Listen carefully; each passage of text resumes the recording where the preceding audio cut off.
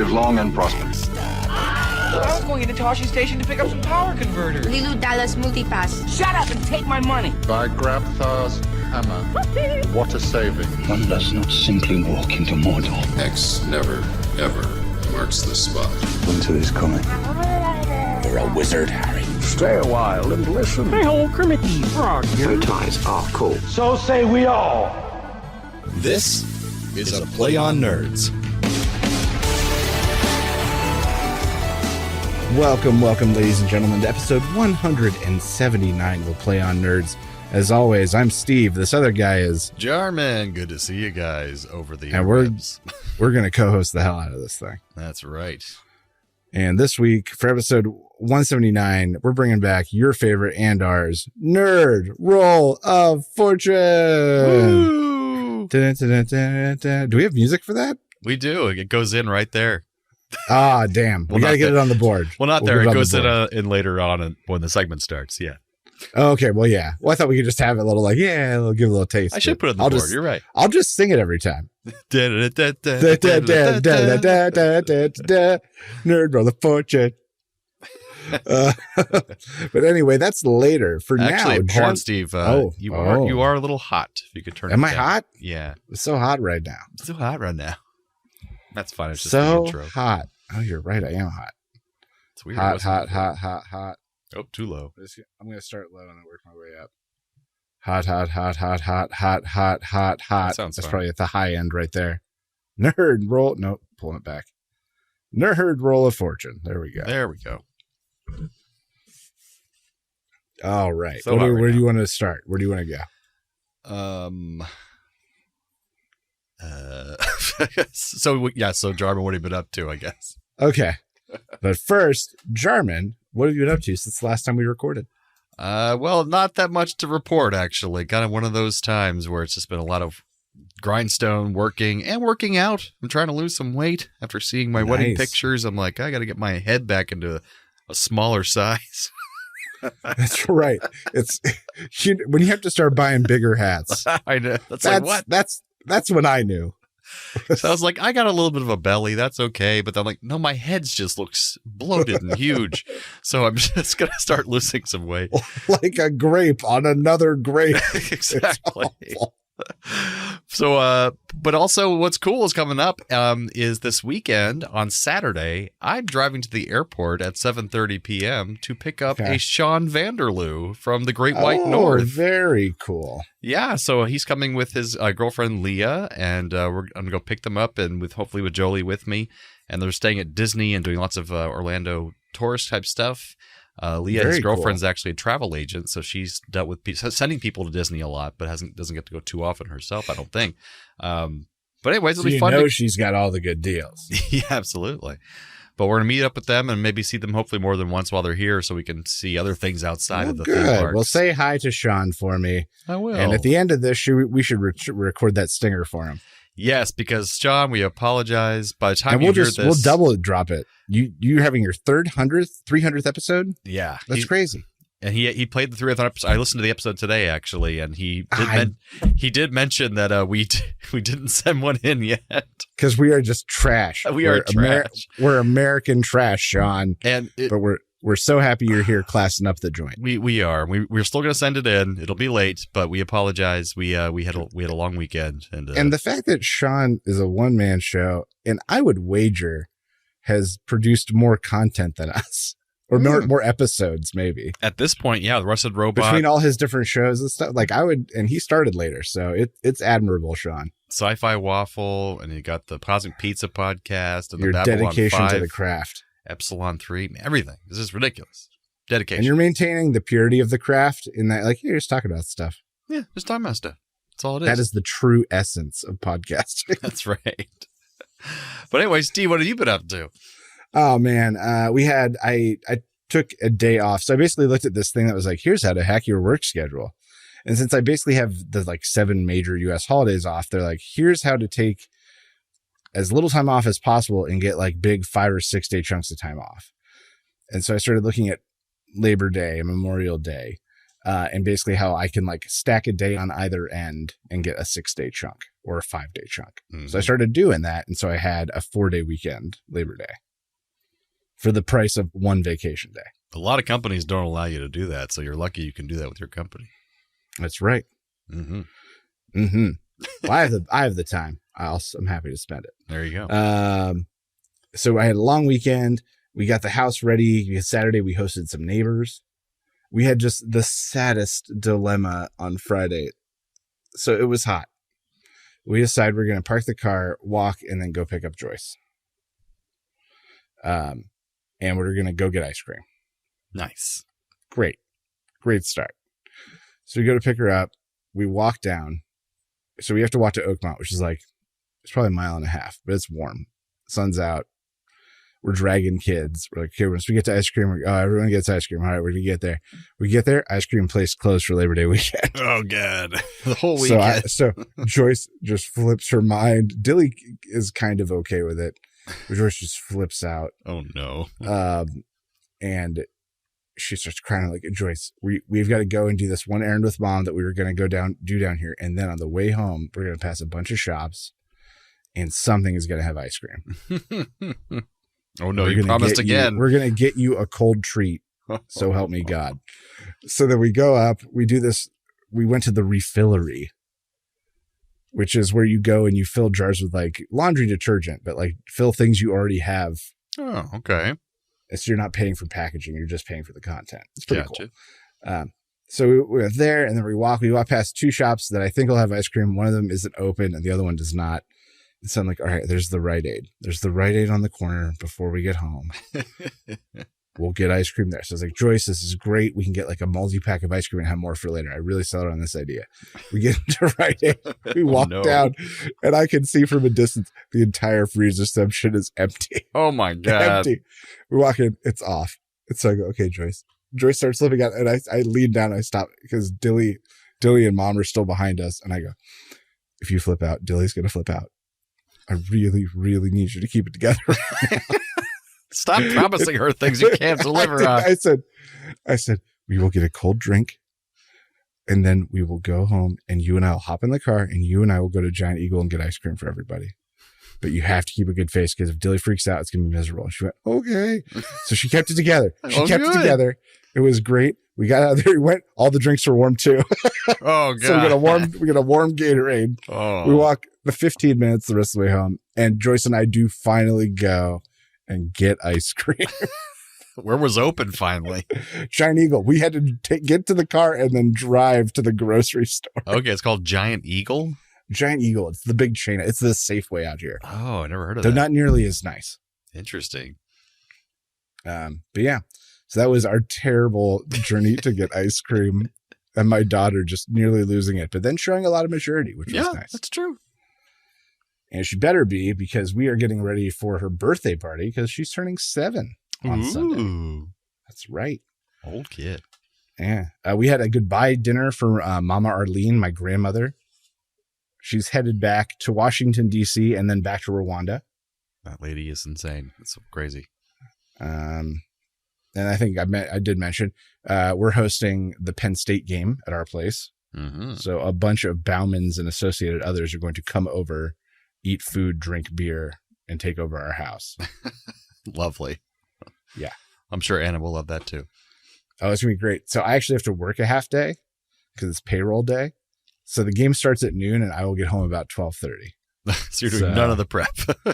Well, Ann and I are going to work like crazy tomorrow to get the house like where it needs to be, prep the food things that can be prepped. We're going to set her up as much for success as possible. And then my cousin Tessa and her husband Dave are going to come over at about 10:30 or 11. Oh, that's good. And help her get ready. They're going to bring a second TV because apparently I need a second TV for the game. There's too many people to see on one TV. That makes sense. I see how it works. Well, I did the same you thing. want one outside for like the smokers. That's what I'm told. Oh, gotcha. Yeah, I had 2 TVs for my Halloween party last year where we watched horror movies all day long. And I put a TV on each side of the living room. Nice. So with 2 couches set up on each side of the house. It worked pretty nicely. Yeah, but that's it. Just a lot of visitation and family and fun. You get a full dance card there, sir. I do. That takes us to some nerdy news. It's time for Nerdy News.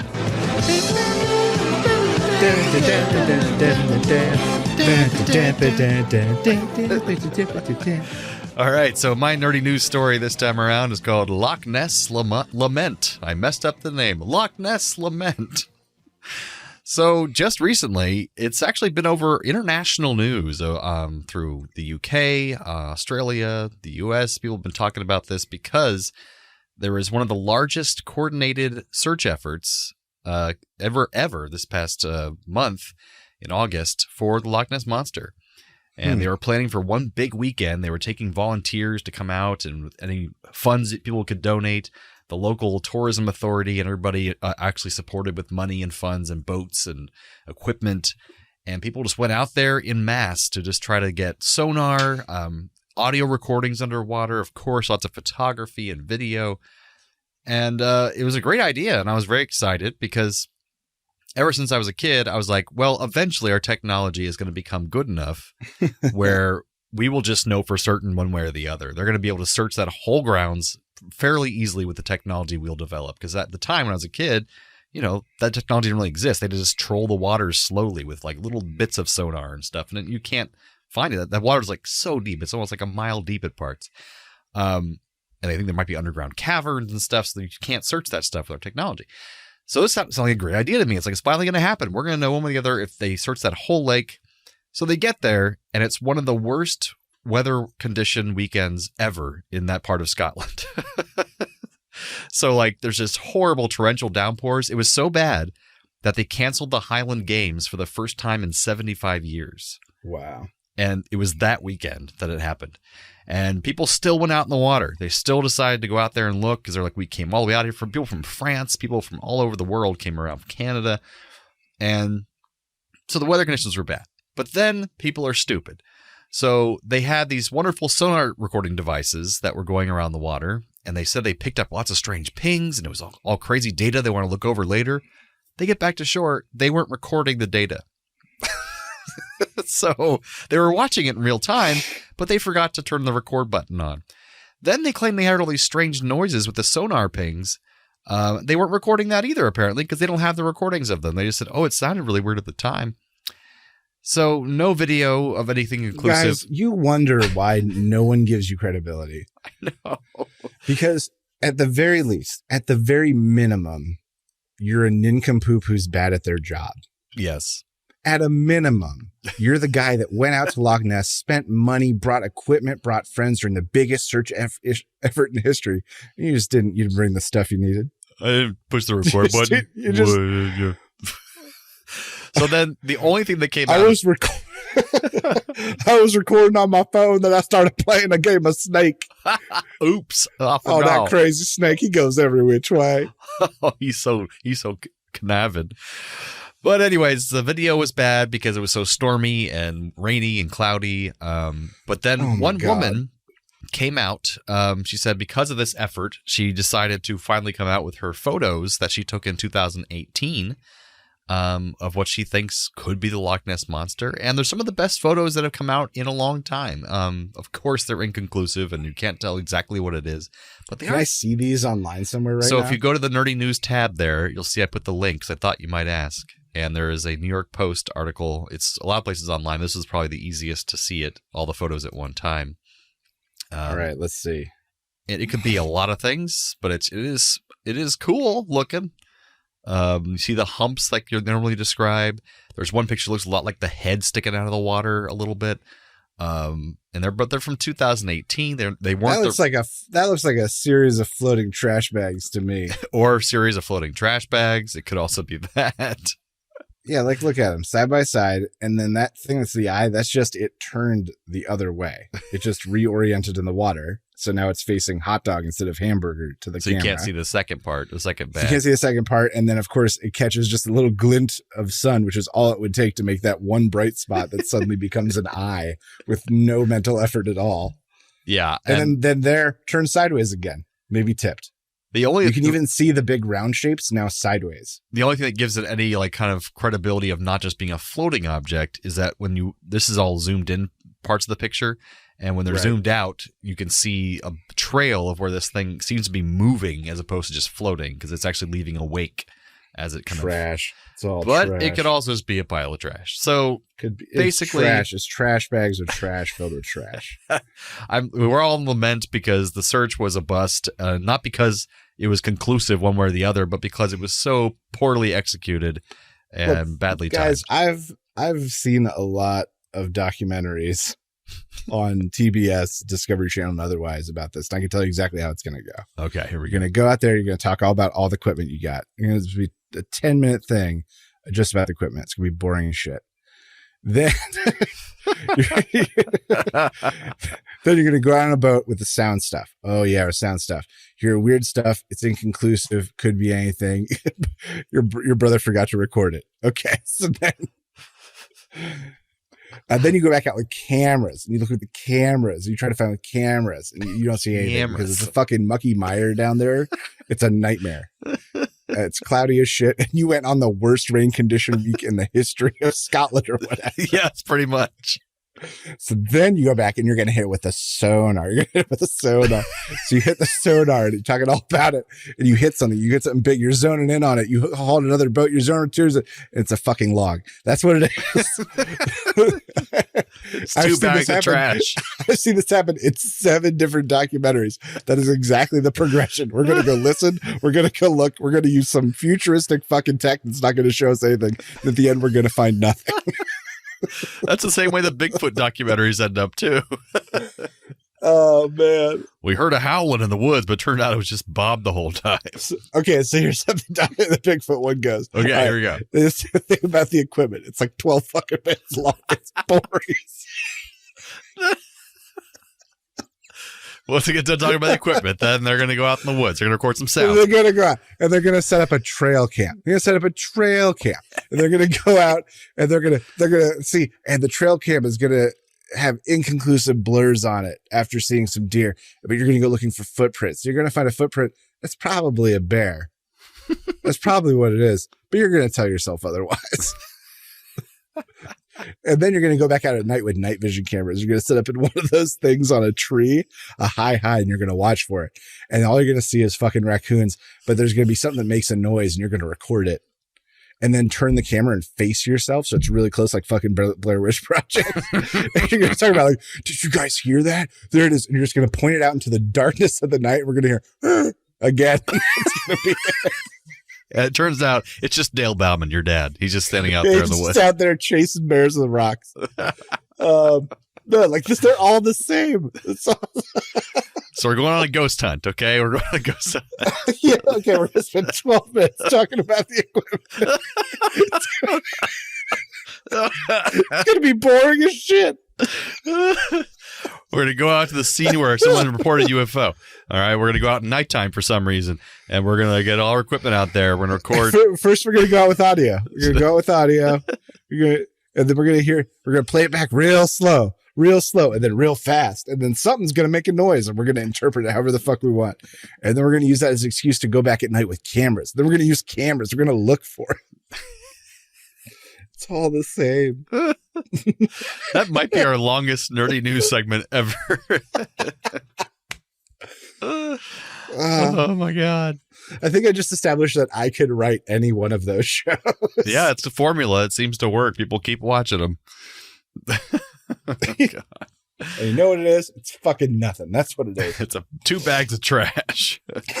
It's always 2 bags of trash. It's always 2 bags of trash.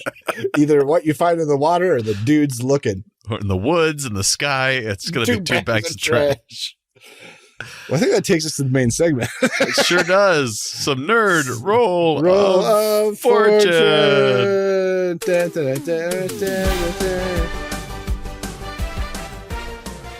All right, for those of the uninitiated, we are going to use a generated list we made from ChatGPT with some guidance from me of 20 nerdy topics, bigger topics.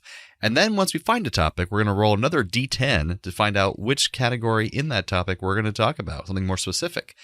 And depending on how much time we spend on one topic, we'll talk about another one perhaps. Yeah, we'll just go. All right. So I got the D20 here. I'm going to roll it. You got it. Hit it. And here we go. This is Satisfying number D20 13. noise.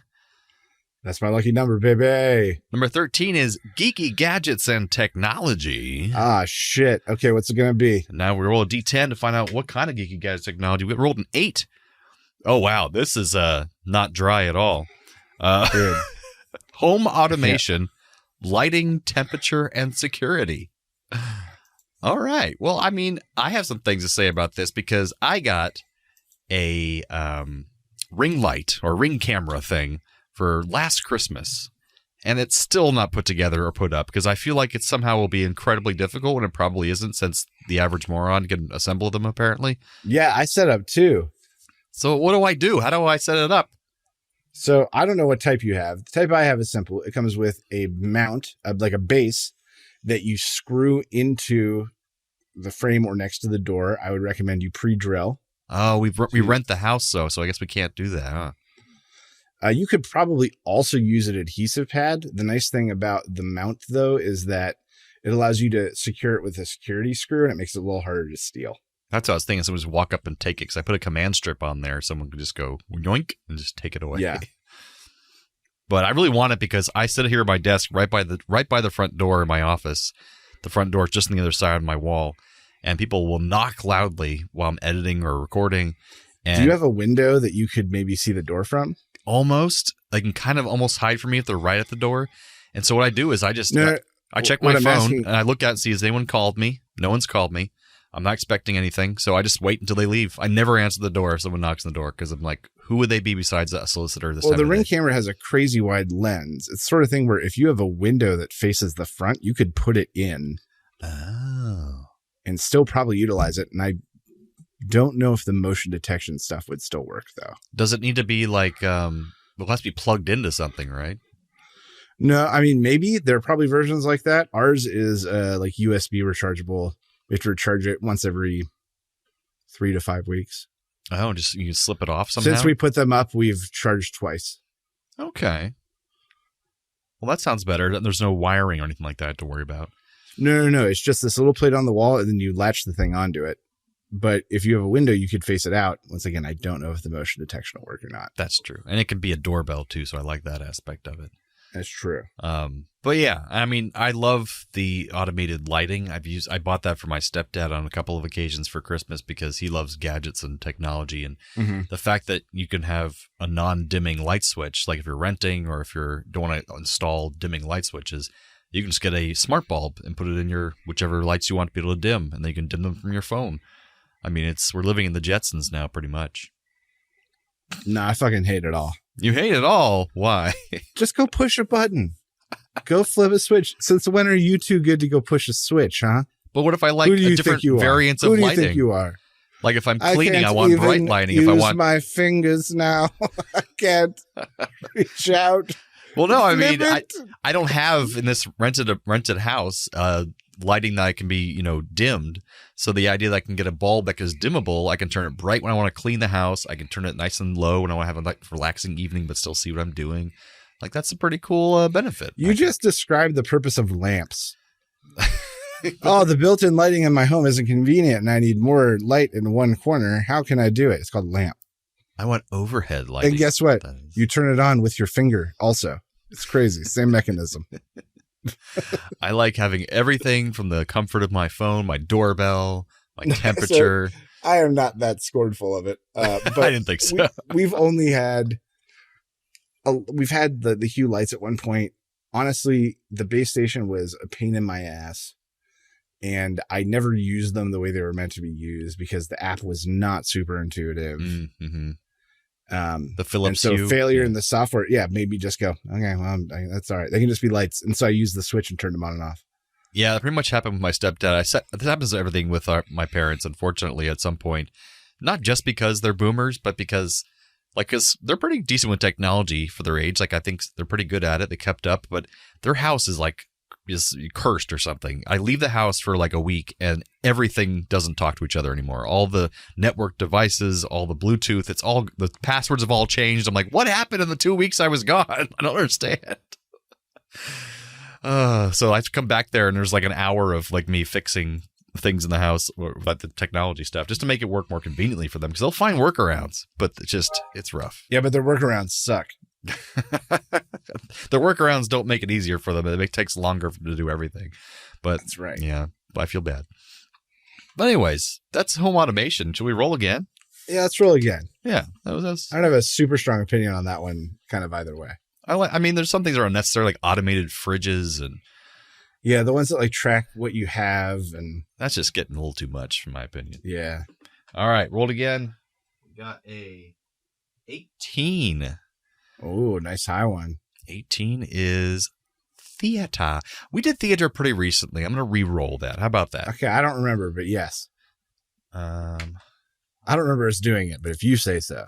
Let's do number 10.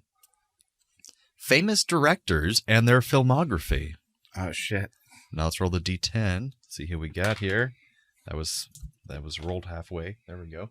We got a 10. That is Wes Anderson. Quirky characters and symmetrical compositions is what he's known for. Wes Anderson. What are your thoughts, Steve, on the Wes Anderson? Oh, I fucking hate him. Thank the Lord. Me too. I hate him. I can't find anybody else who feels that way.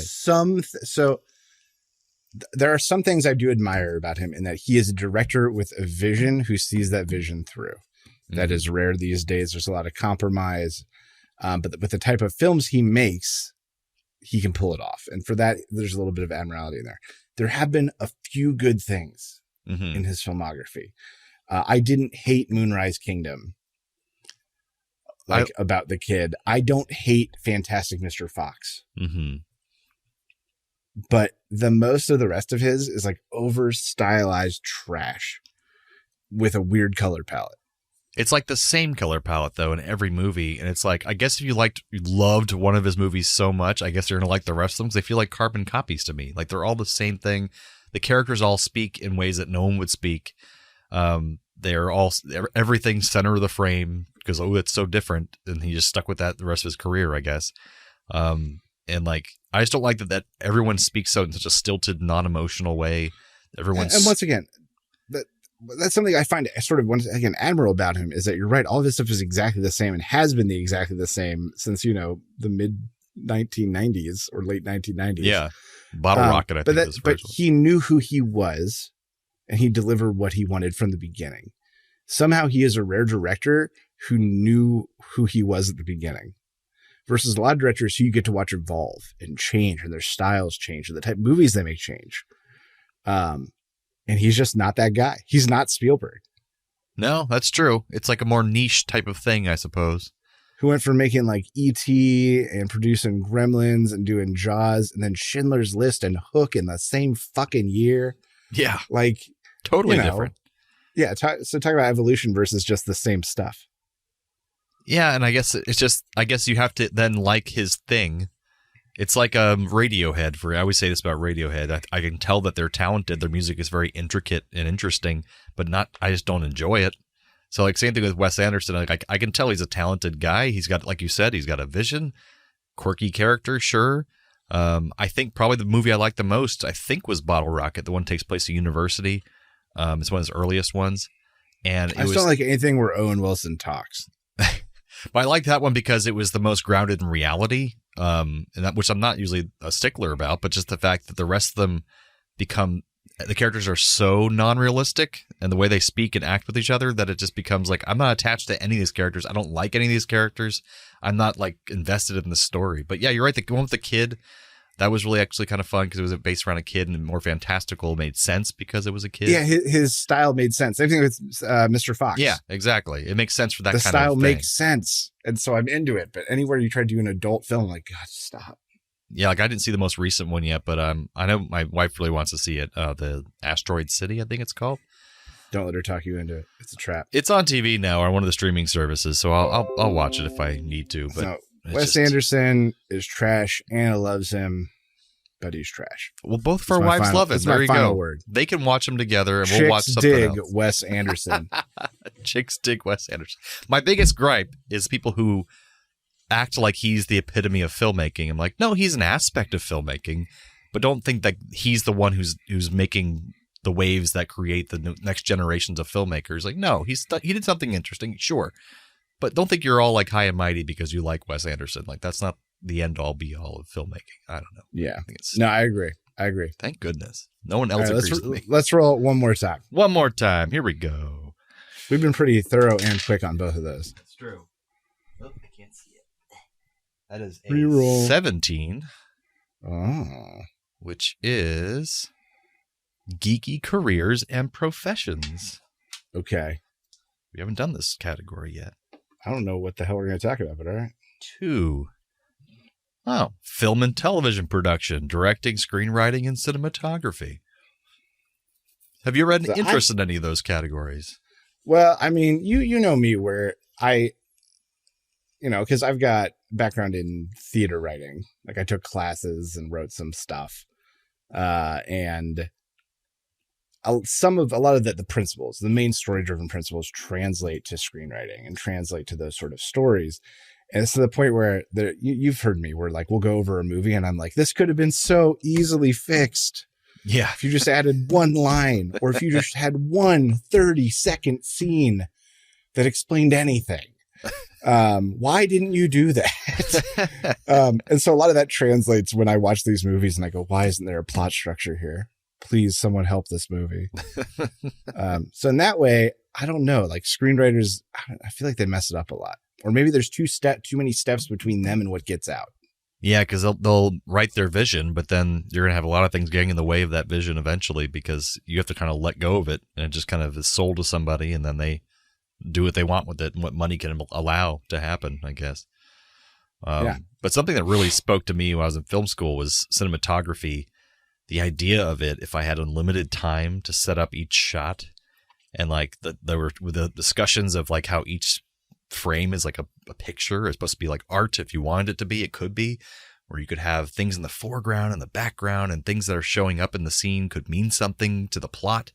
And it's like, that takes so much thought and effort. And the director is part of that, but he's like, I want this scene to feel dark and in an emotional way. And so then the cinematographer can kind of take over from there with the props department and the set department, and they can kind of work on what's going to look and what's going to be in the frame. Like, that's a lot of power. And it's like the editor and the screenwriter and the cinematographer have so much power over what you're going to be seeing in this movie, even more so than the director or the actors. It's like, and they get so little credit for it. I don't know. It just kind of sucks that it falls by the wayside.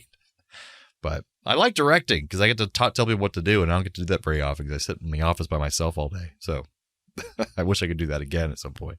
That's true. That was one of my most fun times is when I got to direct. I got to direct, I think, 2 times in college. Nice. One was for a directing class, go figure, and it got me in a bunch of trouble. Uh-oh. And then the other was I was chosen as one of 3 seniors, upperclassmen who got to direct the backstage, not the backstage, our black box theater show for the season. So it was 3 one-acts. Each senior took one. And we got to go through the whole casting process. People auditioned for us. The whole department auditioned. We had to negotiate with George, one of the professors who was casting the main show. Mm. So we all had to negotiate. It was a pretty cool process.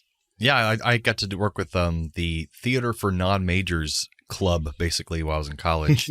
And so it was a big group of people that were all wanting to do theater, but this weren't theater majors. Well, especially you went to Boston University, which had like how many thousands of students? Oh, so many. And so the theater program was huge too and pretty popular. And so we were like, we worked in their theaters when they weren't, using them and that kind of thing. But I directed 2 or 3 plays while I was there. Rumors by Neil Simon and Midsummer Night's Dream. And it was just the casting process is so fun, like having people come into audition for you and they're like nervous. And it's like, I'm a sophomore too. Come on, don't think you need to be nervous. And you get to judge them. Yeah, exactly. And like, no, I judge them. You write down notes like this guy's hair was weird, But what I had to keep telling, this is something I had to defend, not to defend, but I had to explain because people accuse me of not paying attention. But something I have to hear it before I see it. And so a lot of times in auditions, I'll have my eyes closed or I'll have my head down because I'm like really listening instead of watching. And then when you get into second rounds and reads, that's when I really start watching and looking at dynamic. Because I always have to warn actors, like if I put my head down, I am listening to you. I'm not sleeping. Like, I just need to hear it. And I got so many worried actors that thought I was just doing nothing. Like, he hates my performance. He hates it. I was like, no, just keep saying the lines. I need to hear it. Well, that's good because like that's the thing too is a lot of theater actors aren't very good at going over to be voice actors because it's all in your voice, and they're used to this kind of effective way of speaking. It's like, no, you got to be really natural and tone it way down for both film acting and for voice acting. It's like they're used, and so yeah, hearing it, making it sound natural, that's kind of important. Sound is the first thing that comes out. But I miss directing. I want to do it again at some point. But anyways, I think that was a great nerd roll of fortune there. Yeah, it was a great nerd roll of fortune. I think we did the hell out of it. We did the hell out of that. So what does that bring us to, Steve? Radical recommends. Recommend. If you have the means, I highly recommend picking one up. What do you recommend I do? I recommend pleasant. All right. So part of my radical recommends is something I forgot in the feedback thing. Something I did do is Jolie and I got memberships to the local indie theater here called the Enzion, which was around back when Stephen and I were kids. It's been around forever. I vaguely remember it. Yeah, and it's a great little art house theater. They host the Florida Film Festival when it's here, and they serve dinner and drinks while you're there watching the movies. So I got a little membership up there so we can see movies at discounted price throughout the year. And our first movie we saw was something called Bottoms, which I had not heard of. But I read the description. I'm like, oh my God, I have to see this. And I think it's out in regular theaters now, too. It's a raunchy teen comedy like you would see in the early 2000s, but like, yet it shows that you can still do it nowadays and still be woke and still not, offend people and still be really raunchy and in your face. You can still totally do it, be hilarious without having to say things that are openly offensive or use like words we don't use anymore and that kind of stuff like they did in the 2000s. But it's about a group of girls in high school. Well, these two girls in particular who are both lesbians, and they want to have sex with a girl before they go off to college. The typical standard from the 80s. We've been doing this trope ever since. Let's get laid before we go to college kind of thing. Lose our virginity. But this time it's two lesbian girls in high school, and one of their great ideas how to do this is to start a fight club with other girls, and they mask it first as like, oh, it's a self-defense club, but then it just morphs into a fight club where they just beat the shit out of each other. And that's basically the premise. I'm not giving anything away, but the whole thing is this movie is almost like fantastical because things happen that can't happen in the real world, and like people are dying and no one seems to care, and like it's really funny and weird and in your face. And it's the same producers who brought us Cocaine Bear, which is another great movie I watched recently. I recommend it to anybody who can watch it. That one, it is nuts. It's over the top crazy. Yeah, both produced by Elizabeth Banks, who you've seen in probably tons of things, but she was big in Wet Hot American Summer as well. But she's producing and directing lots of great stuff now. And Bottoms, I highly recommend it. It's super funny. Not for the kids at all, but very raunchy and funny. But yeah, that's my radical recommend there. Well, it's out in theaters. I'm not sure when it'll be streaming, but check it out. Yeah, baby. Does that take us to some trailer reviews? Yes.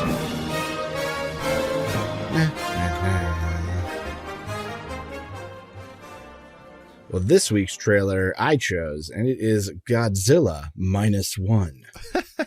Yes. For some reason. So, Jarman, what did you think of this trailer, Godzilla Minus One? So, yeah, it's a minute and a half short trailer, but a lot's going on. It seems like it's made in Japan. It's all Japanese actors. It's in Japanese, but huge budget, looks like.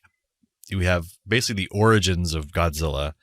So kind of like they made the first Godzilla over again almost. Sort of, yeah. But taking place, I think, directly after World War II. So Japan's still reeling from, the atomic bombs being dropped. And it's basically the creation of Godzilla coming from these atomic bombs.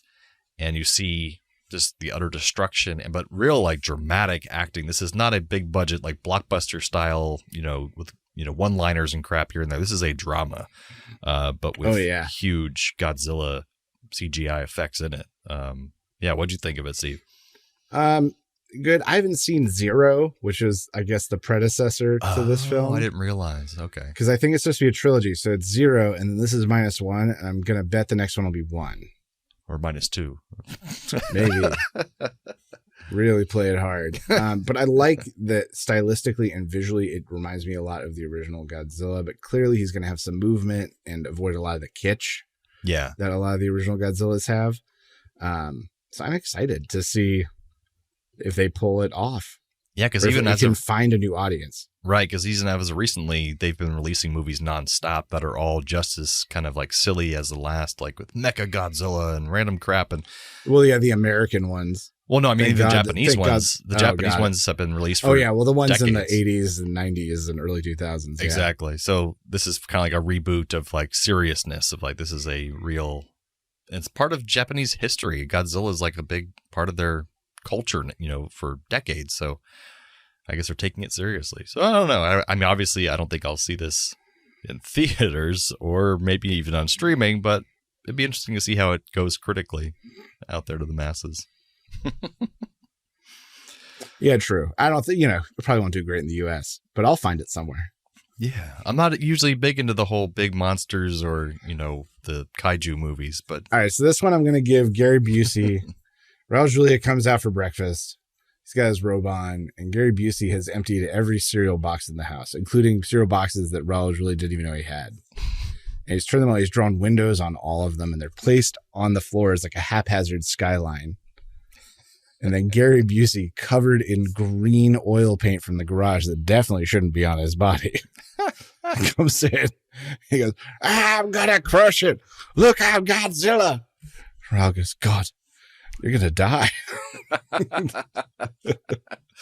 My review for this is America is unfortunately finally bombed by either North Korea or Russia. And what they don't realize is that Gary Busey is immune to atomic blasts. It just he feeds on their energy. He does. And he becomes this giant Gary Busey that then walks across the ocean and then crushes Russia with his bare, gnarly feet. I feel like he would say plasma breath every time before he did it. Every single time he goes, plasma breath. And he will be the revenge that not the revenge America needs, but the revenge America wants. I don't know. Whatever that phrase is. He's the hero we deserve. That's Gary Busey for you. All right. Well, I think it takes us to the end of episode 179 of A Play on Nerds. In our next episode, in honor of the release of Saw X, we are going to watch another film about a psychotic mastermind who tortures his victims so they will atone for their sinful ways. We're, of course, talking about Home Alone 3. So it's a rule of 3 again. That's right. That crazy little bastard's at it again, and he's going to kill someone this time. He is. He's a child murderer, meaning not murdering children, but he murders people. Yes, not that we know of. Yes. Macaulay Culkin was in that movie, The Good Son. It was a good movie. Yeah, some kids died. That's right. But until next time, join us. Be our nerdy audience. We'll come on back and be your nerdy co-hosts. Thanks again, Internet. Stay nerdy, my friends.